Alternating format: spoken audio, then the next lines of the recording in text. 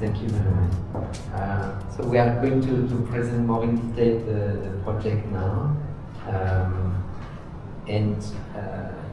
We will follow this with the presentation of the different team involved. So with the Kiox Lab, Dr. Vanak will present the laboratory, and then Hygiene FI. Vincent Herbreteau will present the activities of Hygiene FI, and Khmer, the director of FSPI-R will present the activities in remote sensing at FSPI-R. So we have, you have said a lot already about the project. I will come back to the history part of this project. We have really to keep in mind that it was a huge work done by IGN. We are quite nothing in this project. IGN came here in the 50s. So as you know, IGN is maybe known as the Institut Géographique National, French Geographic Institute. The full name now is Institut National de l'Information Géographique et Forestière. It was established in 1940 to produce and maintain geographical information for France and territories abroad. That's why in 1948 IGN received this mission to map France at a scale of 1 to 50,000, and the other territories 1 to 200,000. So you can see a picture of the kind of plane that was used. It was quite big planes, like Boeing 17 aircraft. And you can see the operator, this old picture of the operator inside the plane. Vincent told me yesterday that this plane was flying at 5,000 meters. So the oxygen was very low, they have to wear masks, the mission was lasting hours, and they have this big machine camera and taking the photograph of the territory. So it was a very difficult mission, and since then all these image, some have been used already, some of the image of Cambodia have been used already, but it's a huge archive, and which has been stored in France. So this archive over Cambodia, you can see on the map, on the right, the three colors. Yellow is for the image taken in 1952, orange 1953, and dark orange 1954. So you can see for Cambodia, the image were taken mostly in 1953, maybe Phnom Penh in 1952, and Battambang and north of Siem Reap in 1954. You can see also a small part of the territory was not covered, unfortunately. It's the northwest of Cambodia, the west. I guess it's mostly forested area that were not covered. They maybe focus more on the inhabited parts with the big cities. So there is two periods covered, the 50s, and also another one you can see here. The square picture is from 1993. So for 1993, we only have Phnom Penh with a higher resolution, but it's a very nice, very detailed image 30 years ago. So it's very interesting because, you know, it's the 70 years of the independence on Thursday, and this image are quite the same date, it's 70 years ago. As you know also, we are before the first satellite. The first Earth observation satellite were in the 70s, and for the French spot program in the 80s. So we are like 30 years before, 20, 30 years before, and we have very few documents from this period. Most of this image, or all these images were taken on glass plates, which were more stable a long time, which is good for us because the quality is a little bit better than film. So the risk, one of the risks of this archive was to be damaged. Is some of the image could be some little damage, but the first objective of the project was to digitize, to save it from any loss. So we started to discuss some years ago with IGNFI, and this project is not our project. It's a project of IGNFI, let's say, which is a technical operator of IGN in France to implement the international project, and Vincent will present the activities after.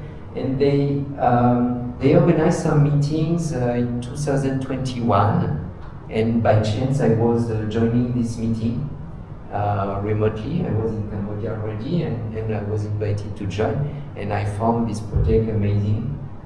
So the idea for IGNFI, having this archive not only in Cambodia, you saw in Laos, in Vietnam, in a lot of African countries, there were three goals. The first one was to preserve this heritage over the long term.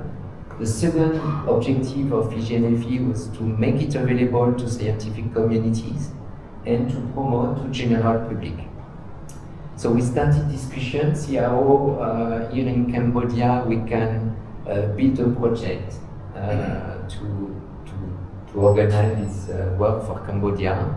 And at that time we were with Van Eyck and with Mr. Penn discussing about building a remote sensing lab at ITC. So the timing was good, and that's why we went also to the French embassy to ask for support. So this project, the name is KAPA, Khmer Photographic Archive. So it's funded through the French embassy for this program FSPI, Solidarity Fund for Innovative Project. And as Dr. Andao said, it has been just renamed FEF. And we applied to the short one called R for Rapid. The short one, I think we were among the first one to apply, and we discussed before with the French embassy, and they were really enthusiastic with this project. So it was a great support. It was easy. The format was good. It's a short project, but for us the format was very good. And so we decided to implement here at ITC. The coordination is between ITC and IRD. So with our unit Espace Dev, we have another research unit at IRD which is involved, EES, with our colleague Pascal Jouquet, who could not join today, and Rainer Zeiss within France, and also working on a broad area image. And also we have our colleague from GEO here, who are also using remote sensing in Cambodia. So in collaboration with IGNFI and IGN. So the timeline of the activities here, we signed the project quite fast in May. So before the May holidays, and it was, we were very lucky because IGN was, and IGNFI very reactive to start to digitize the image. As you saw before, it's 11,000 images, so it's a huge work. I don't know how they could do, but they already digitized all the archive and bring it to Cambodia. So this was the first step of the project, which is done. All the images are now digitized, but it's raw information, and we have a huge work now, what we call here image processing, that we will do here at KIOS. So we plan in the project two training. The first training started last week, and Vincent Herbreteau is giving this training to the staff of the lab who are here today. For young Makara, Sopea, Sreping, and Kakada. Yeah, thanks to them, they were very active last week with Vincent, together with Van Eyck, to work on the image. There will be another training next year. With it's more a follow-up, it's more like assistance by Vincent and the team of IGNFI process the data. So we have the kickoff today, and we spoke about this exhibition at the French Embassy. It's another great opportunity we have because of the 70 years of the independence. We were asked under coordination of ADEL to organize an exhibition. It's not only on the old image, it's also on the remote sensing and use of drone with our colleagues. So it's a huge display. Please go to see, you can walk on the front of the French Embassy. The posters are very big, it's 3 meters long, 2 meters high. So we are at the limit of the resolution of the old image. I think we are very at the limit, but the idea was also that you can see when you are on motorcycle or car, you can see the exhibition. Okay, so we plan also to have a final meeting. It's not a final for the project because we have to think of the future. We will not be able to finish all the process of the image in 1 year. We know that in advance we have a lot of questions, but and as researchers we have also to think how we will use the image in the future. So we can look at some image that have been digitized, and this one are the poster. So this one is the poster that is in the front on the walls of the French Embassy. So this is Phnom Penh in 1953. It's very interesting. I think everyone can have its own reading of the image. I just discovered a few days ago, as you all know, Olympic Stadium, it was not constructed at that time, but on the west, first I was thinking it is a sport complex, but finally it's very big, so it's not a sport complex, it's a horse track, which was here before the Olympic Stadium, because it's huge, and I try to look on the internet if there is any information about this horse track. I found, but it's quite few information. But this is a kind of information we can see. We cannot see the embassy on this image, but we have other image for that. Of course, Independence Monument was not here, but we can see the place where it was erected, and you can go on the image because we reproduce also the image for the exhibition tomorrow at Sosomo. The second one is very impressive. It's the place where the city of Sihanoukville was constructed. So I try to look on the image, and there's even no track. I don't like this scratch. I think is from the problem on the image. It's not a track. So it's like a jungle on the beach. This one is Siem Reap. The city of Siem Reap was very small. We can see the Grand Hotel d'Angkor here, I think, and I found it was constructed in 1932. But the city is very small along the river, and the temple are on the north. Battambang also, so like square lines. You can see the airport here. And the picture of 93 are very detailed. So here we can see the Shreichambar Bridge, which was destroyed, found in 72-73, and it was rebuilt in 94. So we are just here before the bridge was reconstructed. If we go south, you can recognize the Central Market. So you know this part of the city, Wat Nun, and you can see the detail. It's really impressive. The accuracy of this image, Vincent told me it's about 20 centimeters. But we can really count the motorcycle, the cars. It could be interesting also to maybe for research and to know the activity at the time in the city.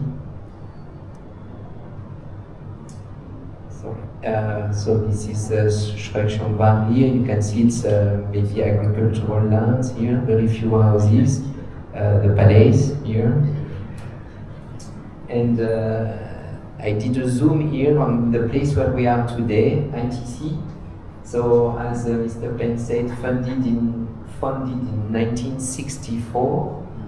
And Royal University of Phnom Penh, so ITC is here. And the building where we are today is here. And Royal University of Phnom Penh here. If we zoom in the image, you can see ITC, so it's very precise. You will do some poster for ITC. This one is interesting. At the French embassy, when they prepared the exhibition, they asked me if we can see in the image the Théâtre Brûlé, the burnt theater. So I found this information on the website, the Van Molivan project.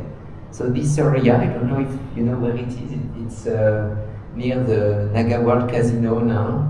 It was a Bassac riverfront complex with the exhibition hall here, the National Theatre, and this line was Olympic Village apartment, the grey building, and if you know there was the white building which were more on the west. And if we look now at the Google Earth image, you have Naga World on the north here, and I think this building here are the remain of the exhibition hall here, these three buildings. And the theater which was burned. And if we look also in terms of, because when we use this old images, we would like to sometimes monitor the change. So of course for Sihanoukville, as you know, it was rapidly urbanized. So just an overview of the image. So just to give a few words about the first training that started last week during 10 days. So thanks again to Vincent to organize this training at Cheops. So Cheops is not far from here if some want to visit the place. We have to acquire in the project some new machine also with a graphic card to process a lot of image. So there were 4 parts in the training to learn more about what we call photogrammetry when we analyze this kind of image, to use the old topographic maps that were also digitized by IGN to find the reference coordinates.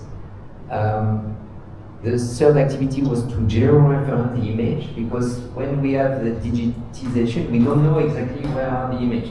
When I show you Sihanoukville, I just try to put like that by hand, but in the future, the objective is to geo-reference and auto-rectify all image, so we know the exact location.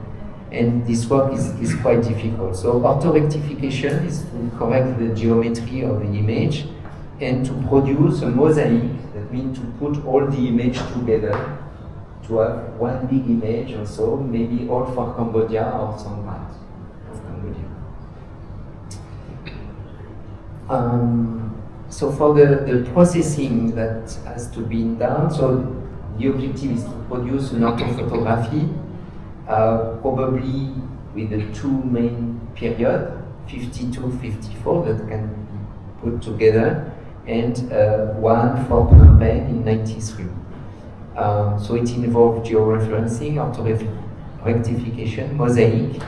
There are difficulties with some images, especially for the image with forested area, because it's very difficult to find a reference point.